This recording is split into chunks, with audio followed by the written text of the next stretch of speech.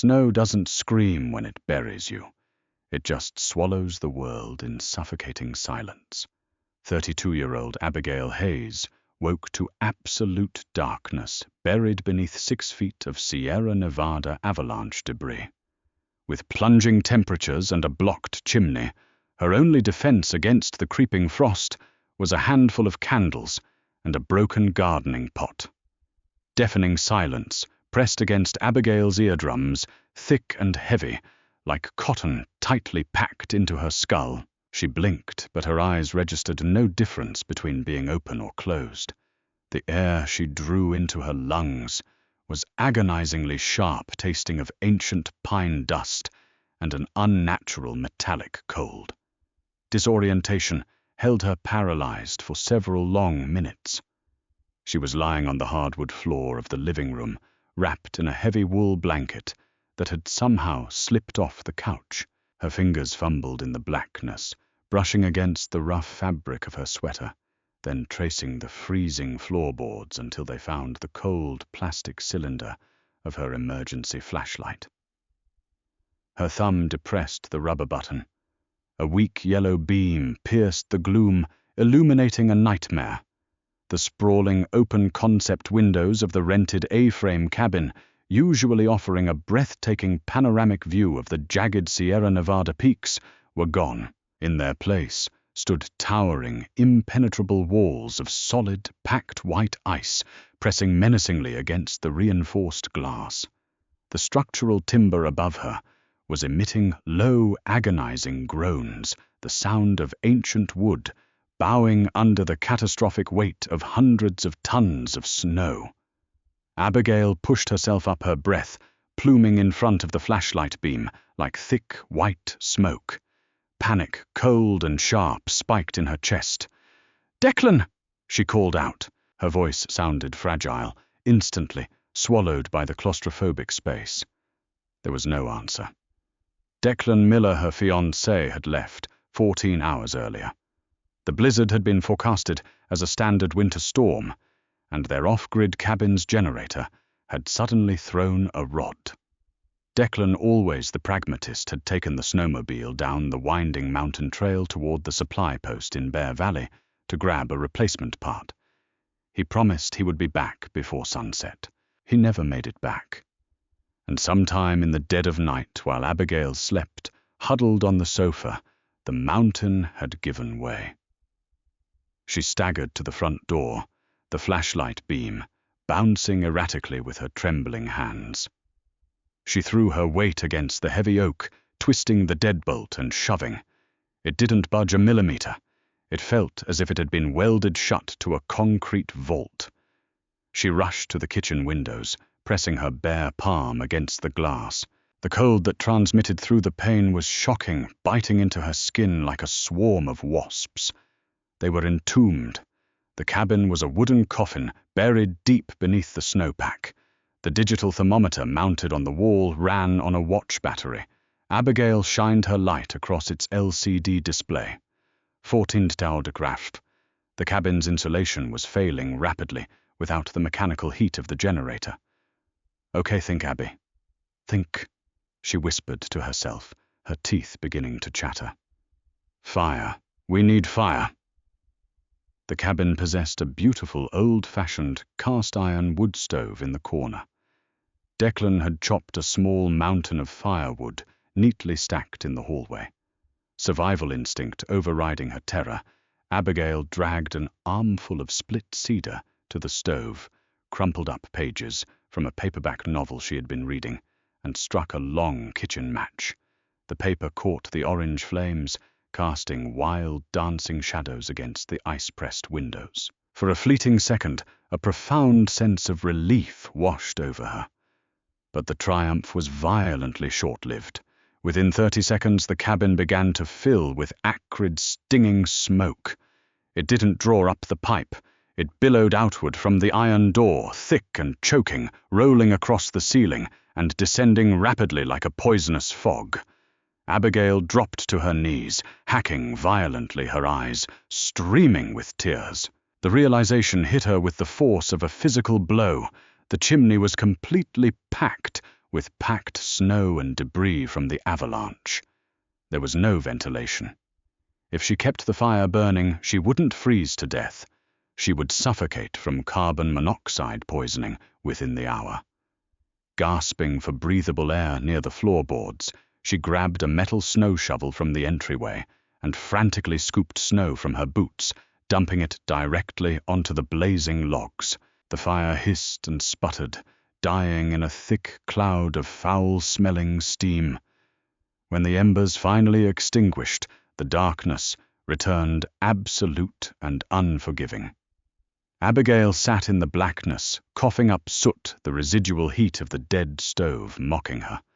She was trapped in a sealed wooden box with a finite amount of oxygen and an aggressively plummeting temperature. The silent freeze had begun. It wouldn't be a violent death. It would be a slow, lethargic descent into an eternal sleep as the cold slowly thickened her blood and stopped her heart. She pulled her knees to her chest, listening to the ominous creak of the roof beams. Out there somewhere in the frozen white wasteland, Declan was either desperately trying to dig her out, or he was already gone. But nobody knew exactly where they were. The cabin was a private, unlisted sublet belonging to a friend of a friend. Rescue wasn't coming any time soon. If she was going to survive the next 48 hours, she was going to have to do it alone in the dark with the temperature dropping past 0. By the 14th hour of her entombment, Abigail's violent shivering inexplicably stopped. That was the moment the true terror set in. Her background in wilderness first aid, a mandatory course she had taken years ago for a rock climbing expedition, flashed a blaring red warning in her mind. When the shivering stops, the body is giving up. The core temperature has dropped dangerously low, transitioning from mild to severe hypothermia. Her movements were sluggish, her muscles feeling as though they had been injected with wet cement. She lay under a mountain of blankets on the living room floor, wearing 3 pairs of wool socks, long johns, 2 sweaters, and her heavy winter parka. It wasn't enough. The ambient temperature inside the cabin had plummeted to a lethal 4°C. A bottle of water left on the kitchen counter had frozen solid, expanding and shattering the glass with a sharp pop that had echoed like a gunshot in the silence an hour earlier. Her mind began to drift, playing cruel tricks on her. She hallucinated the smell of Declan's morning coffee, rich and roasting. For a terrifying, fleeting moment, she actually felt a warm flush across her chest, a phantom heat that urged her to unzip her parka. Paradoxical undressing. Her brain was dying. "No," Abigail croaked. The word was barely a whisper. She forced herself to sit up, groaning in agony as her stiff joints protested. She slapped her own face, her numb hands feeling like blocks of wood against her frozen cheeks. "Get up. Move. Think." She needed heat, but she couldn't burn wood. The smoke was a death sentence. What burned clean? What produced heat without thick smoke? Candles. She remembered a stash of tea lights in the bottom drawer of the kitchen island, nearly 100 of them, left over from a massive holiday party the cabin's owner had hosted years ago. But lighting a few candles wouldn't heat a cavernous A-frame cabin. The ambient air would just absorb the meager warmth instantly. Then a buried memory surfaced, cutting through her brain fog like a beacon. A survival video Declan had watched on YouTube months ago about off-grid heating. Thermal mass, convection. You couldn't heat the air directly with a candle, but you could heat a dense object, which would then trap and radiate the heat outward. She needed terracotta. Dragging herself across the frozen floorboards, keeping her flashlight clenched between her teeth, Abigail navigated to the sunroom at the back of the cabin. Here, the avalanche had shattered the outer storm window, packing the room entirely with snow, but the inner glass door held. Next to the door was Declan's pride and joy, an indoor herb garden he had meticulously potted in thick, unglazed terracotta clay pots. The plants were already dead frozen black. Working with agonizing slowness, her fingers stiff and uncooperative, Abigail dumped the frozen soil and dead basil onto the floor. She selected 2 pots, one large, about 10 inches across, and one smaller, about 6 inches. She also grabbed a thick ceramic saucer that served as a water drip tray. She hauled the heavy clay back to the center of the living room, setting up her desperate experiment on the stone hearth of the useless fireplace. First the base. She placed the ceramic saucer down. On top of it, she arranged 5 small tea light candles in a tight circle. Next came the difficult part, lighting them. Abigail retrieved the box of kitchen matches. Her hands were trembling so violently now that she couldn't grip the thin wooden stick. On her first attempt, the match snapped in half. On her second, she dropped it into the darkness. Tears of frustration froze on her eyelashes. "Come on, Abby," she sobbed, biting her lip so hard she tasted copper. She clamped the third match between her 2 palms, pressing them together to strike it against the box. A brilliant flare of sulfur and flame erupted. Carefully, she lowered it to the wicks. One by one, the 5 little flames danced to life, casting a golden, flickering glow across the terrifying ice walls of the cabin. Now for the engineering. She placed the smaller terracotta pot upside down, directly over the candles. The pot had a small drainage hole in the bottom, now at the top. She found a small pebble on the hearth and placed it over the hole, sealing it. The air inside this smaller pot would heat up, rapidly trapped by the clay. Finally, she placed the larger 10-inch terracotta pot upside down over the smaller one. This larger pot's drainage hole remained uncovered. Convection. The candles heated the air inside the small sealed pot. That clay would become scorchingly hot, transferring its thermal energy to the air trapped between the inner and outer pots. The hot air would then rise and exit through the hole in the large pot, creating a continuous vacuum that pulled cold air in from the bottom. Abigail huddled inches from the contraption, wrapping her blankets over her head to create a tiny makeshift tent over herself and the heater. 10 minutes passed. Nothing. She shivered violently, her hope fading. Then she felt it. A gentle, localized wave of warmth began to emanate from the orange clay. She pressed her bare hands close to the curved surface of the outer pot. It was warm. Above the top hole, a distinct column of hot air was rising. It wasn't enough to heat the whole cabin, but under the blanket tent, it was a miracle. The temperature around her face slowly climbed from 4 degrees to 40, then 50. She closed her eyes, weeping silently, as the agonizing pain of blood rushing back into her numb fingers began. She had done it. She had defeated the silent freeze.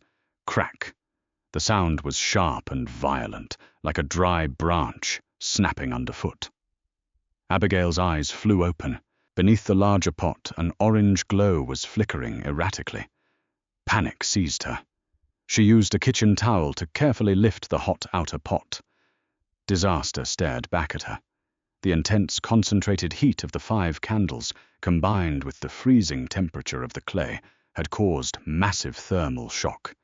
The inner terracotta pot had fractured straight down the middle.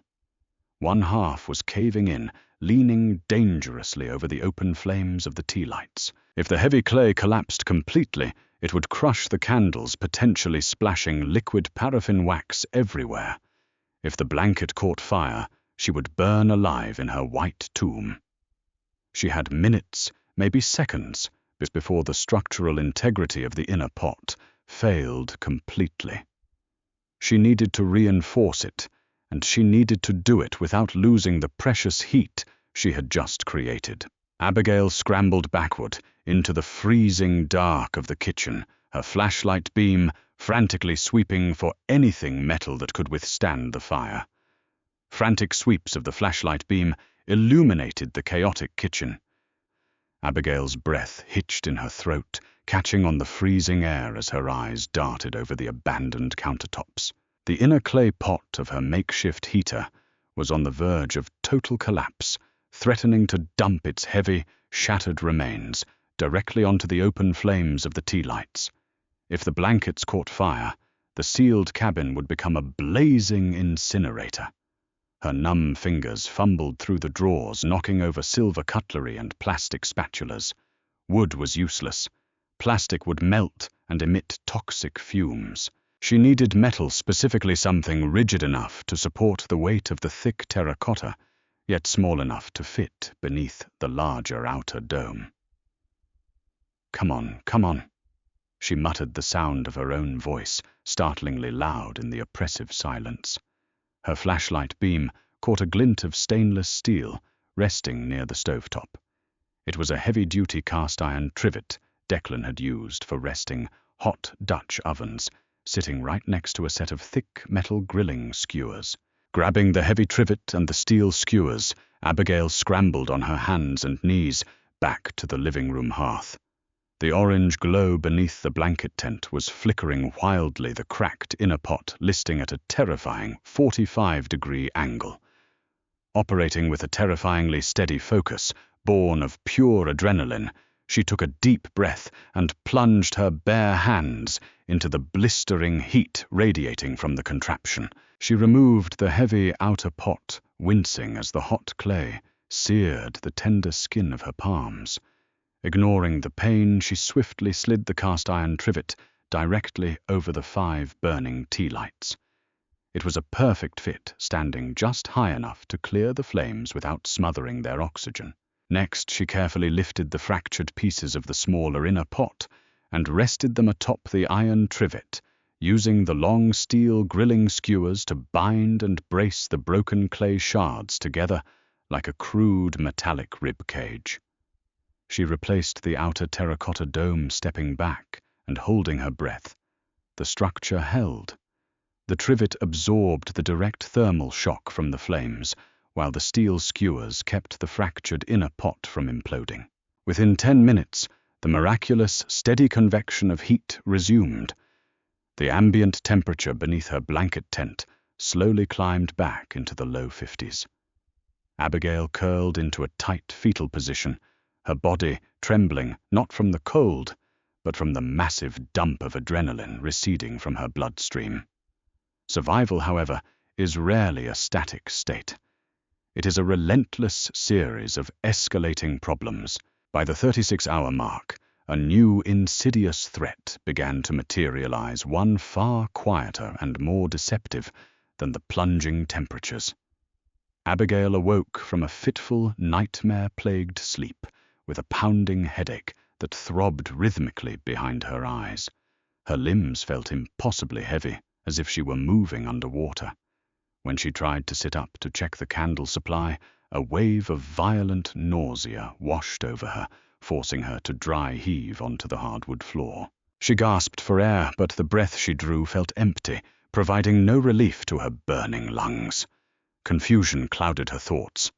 She stared at the flickering orange glow of the heater. The flames on the tea lights were no longer standing tall and bright. They were shrinking, turning a sickly, pallid blue and struggling to stay lit. Oxygen. The horrifying realization hit her with the force of a freight train. The avalanche had completely hermetically sealed the A-frame cabin. Thousands of pounds of packed snow blocked the doors, the windows, and the chimney. There was zero airflow exchanging with the outside world. For a day and a half, she had been breathing the same trapped air, while the open flames of the candles simultaneously consumed the remaining oxygen and pumped carbon dioxide out into the enclosed space. She wasn't just freezing. She was slowly suffocating. Panic threatened to overwhelm her rational mind. If she extinguished the heater, the cabin's temperature would plummet back to 0 degrees, and she would freeze to death in her sleep. If she kept the heater burning, the carbon dioxide levels would reach lethal toxicity, and she would slip into a hypoxic coma from which she would never wake. She needed to vent the cabin, but breaking a window would invite thousands of pounds of snow to instantly crush her. Dragging herself out from under the warm sanctuary of the blanket tent, Abigail gripped her flashlight and stumbled toward the front door. Her vision was swimming the edges of the room, blurring into dark, static shadows. She found an iron fireplace poker resting by the dead wood stove. She moved to the highest point she could reach a small horizontal transom window, positioned directly above the heavy oak front door. Standing on a wooden dining chair, her head swimming with dizzying vertigo, she swung the heavy iron poker against the glass. Crash! The reinforced pane shattered, sending sharp shards raining down onto the entryway floor, but no air rushed in. Instead, a solid wall of dense, blue-white ice stared back at her through the empty window frame. The avalanche debris was packed so tightly it resembled concrete. Weeping from the sheer exhaustion, Abigail began to chisel. She drove the pointed end of the iron poker into the hard pack, snow hacking and scraping furiously. Ice chips flew into her face, melting against her tear-stained cheeks. She dug her fingers into the freezing snow, pulling out frozen chunks and tossing them onto the floor. Her muscles screamed in agony, starved of oxygen, but the desperate biological imperative to breathe forced her arms to keep moving. She dug a horizontal tunnel about 2 feet deep into the snowpack before the iron poker suddenly punched through. A tiny 3-inch hole opened to the outside world. Instantly, a violent blast of sub-zero razor-sharp wind shrieked through the opening, hitting Abigail's face like a physical blow. But carried on that freezing wind was the sweetest, most intoxicating thing she had ever tasted. Fresh, crisp, oxygen-rich mountain air. She pressed her face against the jagged glass of the window frame, inhaling greedily, feeling the oxygen rush into her bloodstream and clear the toxic fog from her brain. The headache began to dull. The nausea receded. She had created a lifeline.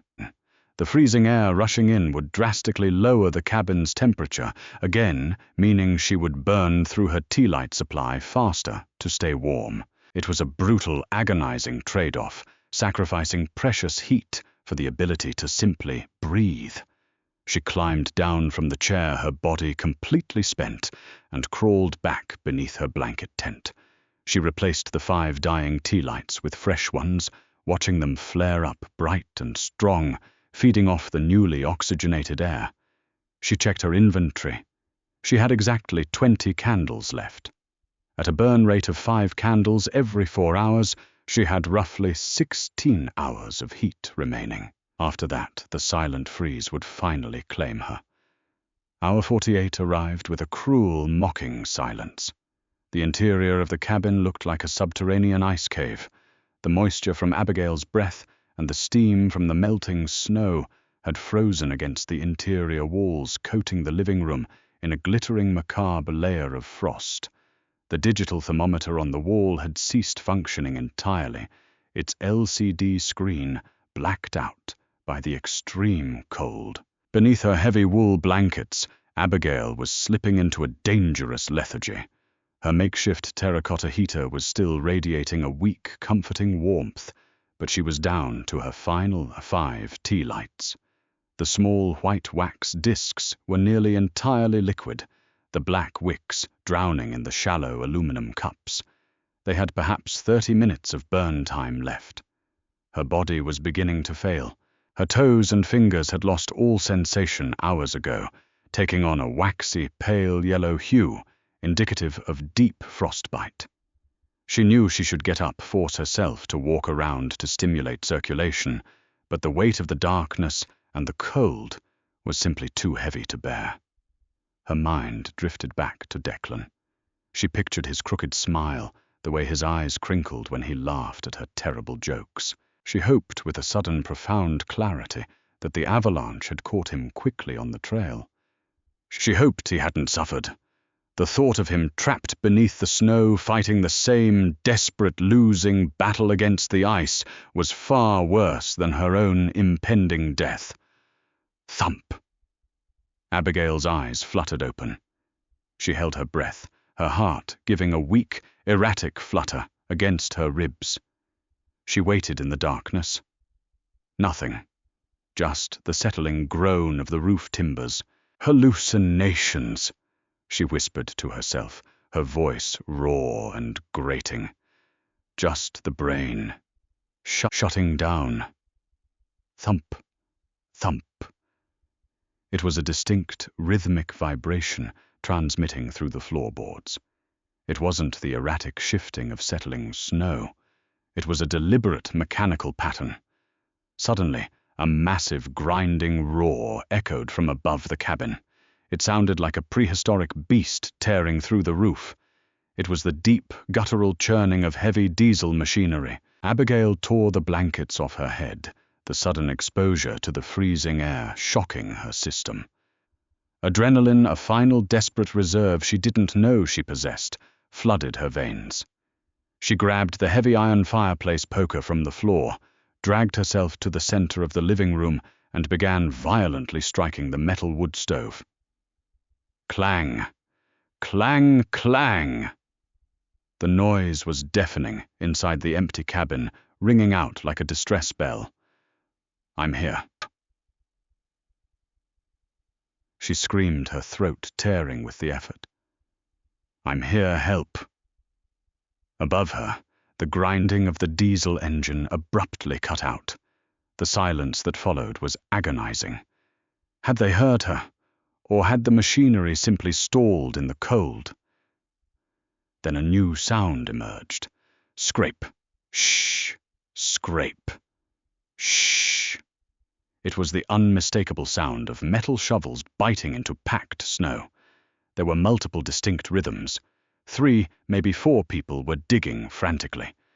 "Keep hitting it," a muffled, distorted voice shouted from somewhere beyond the massive wall of white ice, blocking the front windows. Abigail brought the iron poker down on the cast-iron stove with everything she had, over and over, tears of pure, unadulterated relief streaming down her frost-bitten face and freezing on her collar.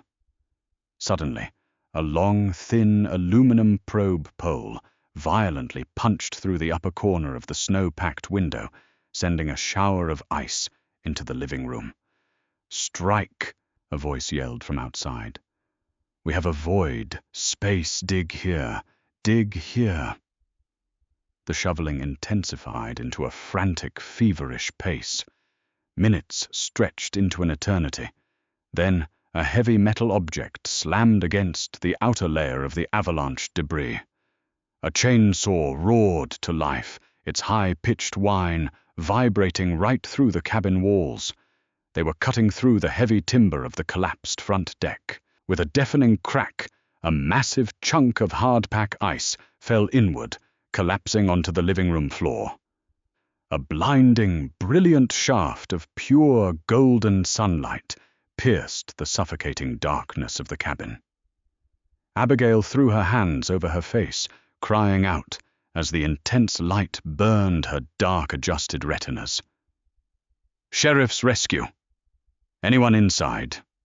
A deep, commanding voice echoed through the breach. A man in a high-visibility orange jacket and a climbing helmet squeezed his upper body through the jagged hole in the ice. It was Deputy Craig Higgins of the El Dorado County Search and Rescue Team. He shined a massive, high-lumen tactical flashlight into the gloom, the beam immediately locking onto Abigail, who was huddled on the floor, clutching the iron poker. "We got her. She's alive!" Higgins roared over his shoulder, his voice thick with disbelief. "Get the medical sled ready." Higgins scrambled through the opening, dropping down into the cabin. He rushed to Abigail's side, immediately wrapping a thick foil thermal emergency blanket around her trembling shoulders. "You're okay, sweetheart. You're safe," Higgins said, his warm, gloved hands checking her pulse. "You did incredible." "Declan?" Abigail gasped, grabbing the front of his jacket with clumsy, numb fingers. My fiancé. He was on the snowmobile. Higgins offered a wide, reassuring smile. He's the one who brought us to you.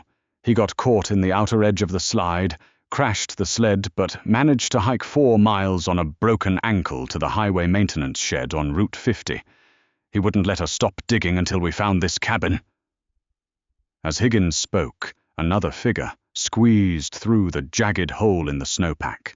He was covered in frost, his face battered, and bruised, his left leg held in a rigid splint. Declan Miller dropped heavily onto the floor, dragging himself across the frost-covered hardwood until he reached Abigail. He wrapped his arms around her, burying his face in her freezing hair, sobbing uncontrollably. "I'm sorry." Declan wept, holding her tight against his chest. "I'm so sorry it took so long."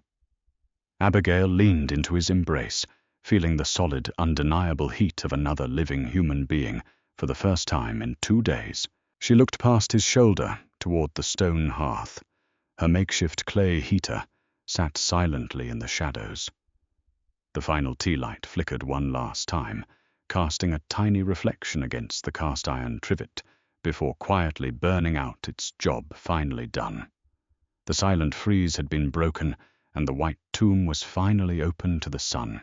If Abigail's incredible story of survival against the silent freeze inspired you, make sure to hit that like button and share this video with someone who loves a true tale of human resilience. What would you have done if you were trapped in the dark with plummeting temperatures? Let us know your survival strategies in the comments below. Don't forget to subscribe and ring the bell so you never miss our next gripping real-life survival breakdown. Stay safe out there.